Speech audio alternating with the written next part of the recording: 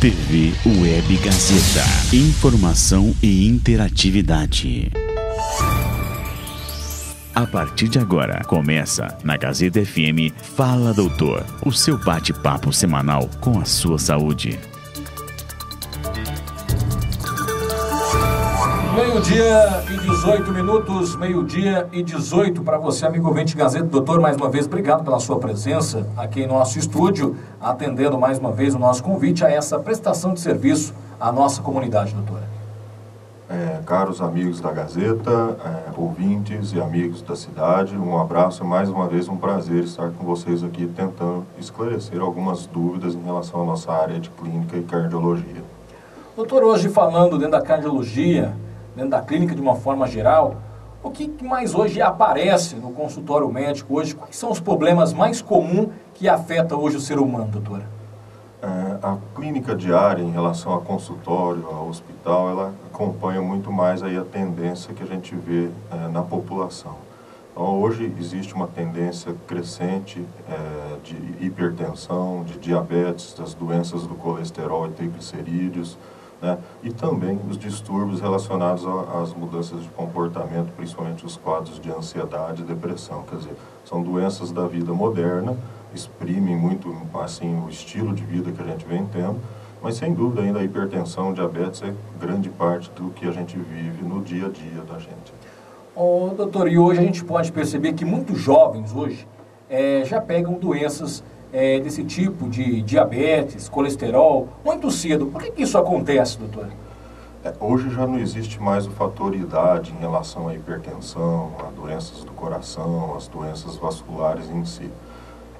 A gente relaciona muito a primeira coisa, a tendência genética na população, que diversificou muito, e essa miscigenação da nossa raça brasileira, principalmente do nosso povo, leva a tendência espalhada, essa tendência de hipertensão.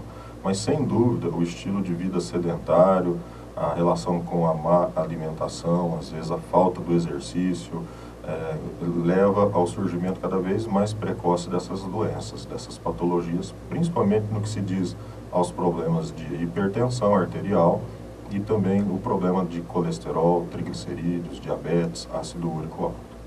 Doutor, as pessoas podem participar conosco ligando 3826-4435 através da internet, através do nosso torpedo e também do WhatsApp da Gazeta FM.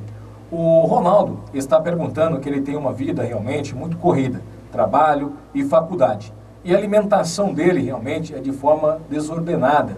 Ele vive de muito salgado e muito lanche, e em horários muito tarde. Isso pode trazer algum problema a ele?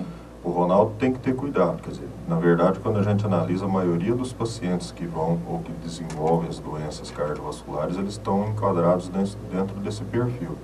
Claro que é importante ver a história da família. O Ronaldo tem que ver o pai, a mãe, os avós, os tios, se teve alguém que teve derrame, infarto, e se tem algum familiar próximo com essa história, ele tem que, principalmente mais próximo aí, irmãos, tios, pai, mãe, ele vai ter que acender uma luz laranja, quer dizer, vai ter que mudar um pouquinho isso daí. Esse estilo de vida sedentário, correria, preocupação, privação do sono, o fast food que a gente fala, principalmente salgado, essas coisas, junto com a tendência genética, acarreta um risco maior. Quer dizer, e esse risco a gente não pode esperar surgir as doenças, a gente tem que tentar intervir, mudar isso daí, que às vezes uma simples mudança no hábito de vida, no hábito alimentar, uma pequena quantidade mínima, vamos dizer assim, de exercício, ele já pode modificar essa perspectiva aí. Mas o risco, claro que existe, independentemente da idade dele. Doutora Dayana, ela diz que tem 26 anos de idade e toda vez que ela vai em locais muito movimentados, com muitas pessoas ao redor, ela sofre uma certa fraqueza, uma tonteira, e a pressão dela aumenta muito. Por que isso ocorre? A Daiane provavelmente ela é portadora de um reflexo anormal que no controle da pressão, né? Às vezes em algumas situações de estresse, de aglomeração, ambientes muito quentes, às vezes a pessoa fica um tempo mais prolongado numa posição em pé principalmente, alguns indivíduos eles têm uma tendência de aumentar o batimento cardíaco e aumentar transitoriamente a pressão, mas é um aumento de curto período que se sucede logo imediatamente com queda rápida, brusca da pressão. Então isso é um reflexo que a gente chama de neurocardiogênico anormal, é uma coisa comum até certo ponto na população, e a gente orienta essas pessoas que não fiquem muito tempo em aglomerações, em locais muito quentes, que ficar em pé numa fila de banco, às vezes num evento, numa missa, quer dizer, que está ali muito tempo parado, às vezes movimentar um pouquinho, porque às vezes dá essa variação, esse descontrole pressórico, a pessoa fica pálida, transpira, dá uma sensação de fraqueza e, não obstante, a gente tem uma grande quantidade de pessoas que chegam a desmaiar. Então eu sempre falo, você vai na fila dos bancos, você pergunta, todo dia tem um que desmaia, você vai na igreja, sempre tem um que desmaia, principalmente nos meses de maior calor, de temperatura mais elevada. O segredo para isso é fazer exercício, dieta com bastante frutas, verduras, né? E, sobretudo, tomar uma quantidade aumentada e um pouco mais de líquidos, de água principalmente. Hoje a alimentação é a principal culpada disso tudo, doutor? Estraga realmente o dia a dia, a vida do ser humano? Não é só a alimentação. A gente tem que pensar, né, principalmente nas últimas décadas, que a gente melhorou a qualidade alimentar. Talvez pelo aumento de qualidade de vida, de poder aquisitivo da população, a gente passou, sem dúvida, como a população brasileira, a comer mais, comer um pouquinho mais em quantidade, só que a qualidade não está legal. Agora, essa qualidade, né, que implica o uso exagerado do sal, do sódio, essa qualidade que implica o uso exagerado das gorduras, o excesso dos doces, dos carboidratos, tá? Ela vem, na verdade, a somar-se com o fator relacionado a sedentarismo, a falta de exercício, ao estresse do dia a dia, aos problemas de poluição, aos problemas de trânsito, que todo mundo vive dentro desse contexto. Então, a alimentação, ela é, grande parte, uma vilã aí significativa, mas ela está dentro desse conjunto moderno de tudo que nós falamos. Né? Agora, meio-dia e 25, você pode ligar, participar conosco, 3826-4435. O São Antônio está perguntando aqui, ele tem 58 anos de idade e ele tem colesterol, e ele toma medicamento, e mesmo assim ele não consegue abaixar o colesterol. Ele pergunta se o colesterol desencadeia outras doenças, doutor. O colesterol, hoje, né, nesses últimos anos, ele vem sendo taxado como um grande vilão da história. Sem dúvida, ele não é o único, mas ele tem a sua propriedade de trazer problema. O que acontece aí para o seu Antônio é que tem que ver primeiro se esse colesterol está relacionado a algum erro alimentar no dia a dia dele, e certamente a característica que ele ganhou de herança, quer dizer, a genética dele determina ser um paciente provavelmente produtor em excesso de colesterol. O tratamento implica o uso de medicamentos. Hoje a gente tem as estatinas, são vários tipos de estatinas, e tem estatinas mais brandas, digamos assim, com potência normal, menor, até as mais potentes, que a gente usa em casos mais severos. Então é questão de ajustar primeiro de tudo, a dieta, o estilo de vida. Não adianta tomar a melhor medicação, a quantidade maior da medicação para colesterol, se o senhor não estiver fazendo um exercício, não estiver controlando a dieta, tirando a carne, os alimentos, né, gordurosos, entendeu? Se não estiver fazendo exercício. E se tiver tudo certinho, é questão de ajustar a dose do remédio. Se não ajustou, chegou numa dose máxima de determinado remédio, talvez trocar o tipo de remédio por uma estatina de maior potência, mais moderna, que possa trazer maior benefício para o senhor. Tem jeito de abaixar. Hoje a gente tem frisado muito, principalmente nos últimos estudos, né, tanto aqui no Brasil, na Europa, nos Estados Unidos, que fala que não precisa ficar fixo no valor do colesterol só. É claro que atingir a meta, melhorar o colesterol é importante. Mas o mais importante é saber aquele paciente que está sob risco e dentro desse risco a diretriz de usar o medicamento, que ele use o remédio certinho, que ele vai estar sendo protegido por esse remédio dentro das circunstâncias. O colesterol ele só atinge as pessoas mais acima do peso, doutor, as pessoas mais gordinhas? Não. O colesterol é interessante, né? Como ele é uma partícula, uma gordura que provém da dieta, mas também grande parte vem do nosso próprio metabolismo, e aí ele é muito importante nessa fase. Ele pode pegar qualquer tipo de pessoa. Então, obviamente, os obesos, por um aporte alimentar, calórico, alguma disfunção hormonal, eles têm uma tendência maior de ter hipercolesterolemia, quer dizer, colesterol alto, mas eu tenho, assim, visto cada vez mais população que tem peso normal, indivíduos que têm aí né, até magros que têm colesterol alto. Inclusive, a gente tem, na clínica, a gente tem relato de indivíduo que é puramente vegetariano e que tem colesterol alto. Quer dizer, então não depende só da obesidade e só da dieta, depende muito da característica genética e do estilo de vida do indivíduo. Agora são 12h28 minutinhos. A Maria Aparecida está perguntando através da internet, doutor, que o senhor poderia explicar quais são os sintomas da diabetes? Bom, eu vou falar do diabetes tipo 2, que é o diabetes mais comum na população. Vamos deixar o diabetes juvenil tipo 1 da criança um pouquinho à parte, mas os sintomas são muito parecidos.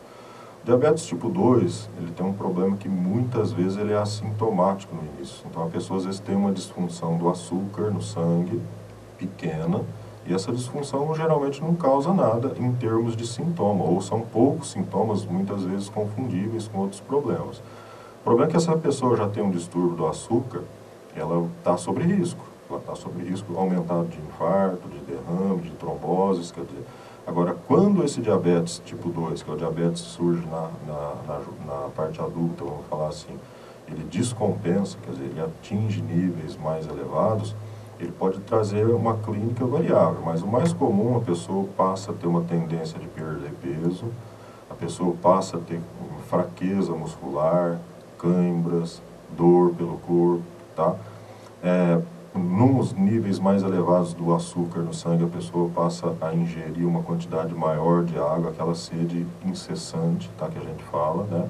E passa a urinar bastante. Então, a origem da palavra diabetes vem disso, que é o paciente, né, que urina bastante. Então, a pessoa passa a urinar frequentemente. E aí vai até níveis que começam desse jeito, até o paciente podendo, numa descompensação muito severa, às vezes associada a algum outro fator, até entrar em coma. Quer dizer, então tem muita variação. O que tem o sintoma clássico, está urinando muito, está perdendo peso, está tendo dor, está tendo fraqueza, é fácil, né? Esse paciente a gente já sabe que ele está em alto risco, ele vai para tratamento, muitas vezes ele consegue procurar o atendimento direcionado. O problema são aqueles pacientes que têm um nível de açúcar não muito elevado, que não causam esses tipos de sintomas e que ele não sabe que tem diabetes, entendeu? Então, esses sintomas geralmente eles aparecem com níveis mais elevados, mas a gente tem muito paciente que tem 130, 140 de glicose de jejum, que seria um dos parâmetros analisados, que às vezes não sente nada, mas ele não deixa de estar sob risco de doença cardiovascular. Aquela insulina, esse é o nome correto que as pessoas que utilizam para tratar da diabetes, doutor, tem pessoas que aplicam talvez além do normal para tentar baixar, talvez um dia, eu não fiz a dieta hoje, eu exagerei na dose, de repente vai lá e aplica várias de insulina. Isso pode ser agravante? Pode. O diabetes, principalmente o diabetes tipo 2, ele é tratado basicamente com medicamento, né, via oral. Mas quando o caso é de uma descompensação intensa, ou o paciente já é multimedicado, já está em uso de vários medicamentos para diabetes via oral, ele vai passar a usar a insulinoterapia. O problema da insulina, né, que ela é um hormônio que está faltando ou está ineficiente no nosso organismo, e a gente vai ter que ofertar esse hormônio através de aplicações, ou de agora, recentemente, de inalações, através de um dispositivo que a gente vai repor o que está faltando. Agora, a insulina, ela tem que ser balanceada e muito bem controlada de acordo com a idade, com o peso, como que está o rim do paciente, tá? E ele tem que ter uma rigidez na dieta, porque se o paciente fica sem comer, pensando em controlar e aplica insulina, ele vai ter queda de açúcar, né? E a queda hoje, quer dizer, a hipoglicemia, que diga-se, o açúcar baixo no sangue, ele pode ser tão prejudicial quanto o diabetes nos casos agudos, entendeu? Então, acho que a pessoa tem que conscientizar que ele tem uma doença crônica, que ela é controlável.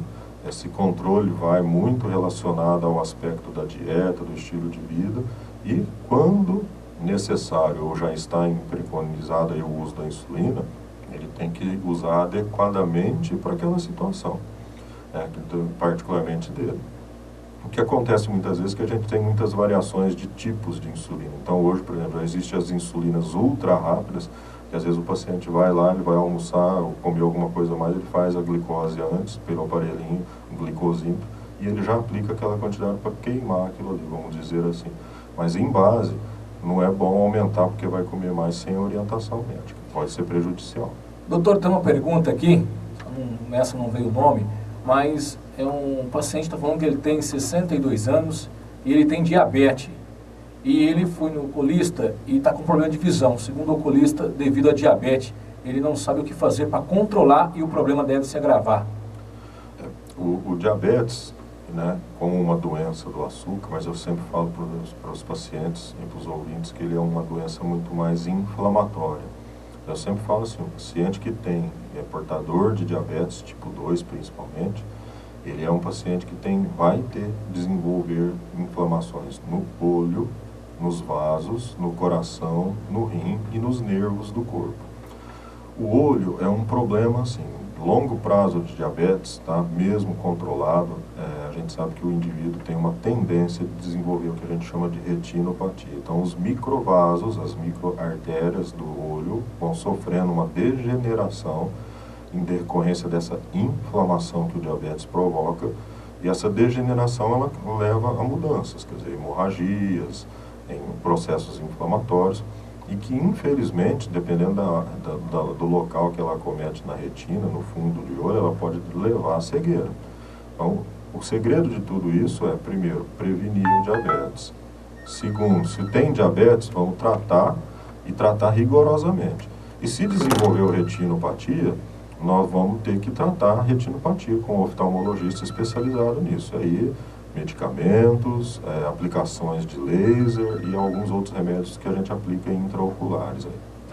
Vamos para o telefone com a participação do ouvinte da Gazeta FM. Vamos para o telefone. Alô? Alô? Caiu a ligação, é só ligar novamente, 382644. A Elisângela está perguntando pela internet, doutor, voltando ao assunto do colesterol, se o cigarro atrapalha no colesterol ou não.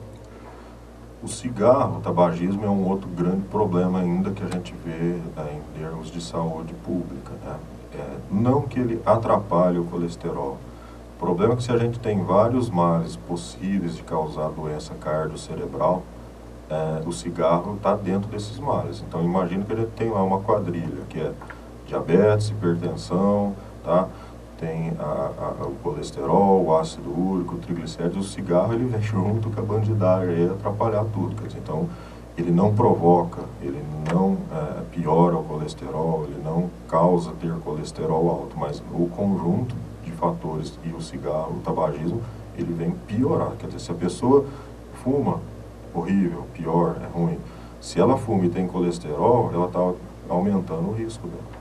Doutor, aqui, para a gente finalizar, meio-dia e 35, aqui a Maria Antônia está perguntando o seguinte, se é mito ou se é verdade, a berinjela ajuda a conter o colesterol? A berinjela ela foi dentro das sociedades de cardiologia proposto alguns estudos, tá?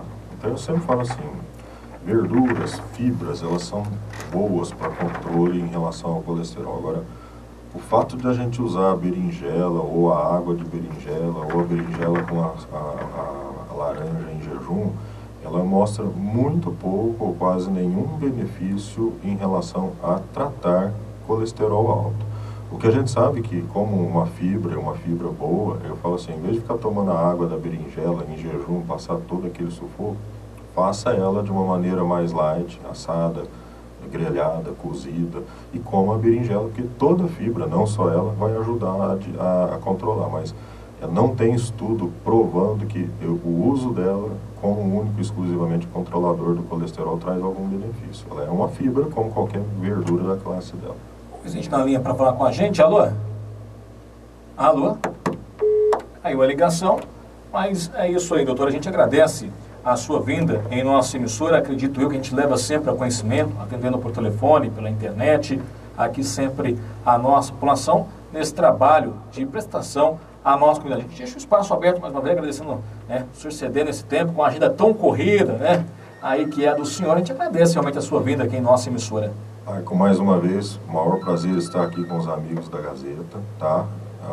Passando aí um pouquinho que a gente tem de informação para o nosso ouvinte, que a audiência de vocês é muito alta, essa hora é a hora da Gazeta, entendeu? E eu fico feliz de poder ajudar um pouquinho a população a esclarecer dentro daquilo que a gente pode fazer aí. Um abraço a todos os ouvintes, a todos os participantes, obrigado. E para você, os amigos da Gazeta, nosso maior abraço. Os internautas estão falando que o senhor tem que fazer do consultório do senhor tipo uma usina, rodar turno 24 horas. Vamos ver. Vamos trazer para você a participação.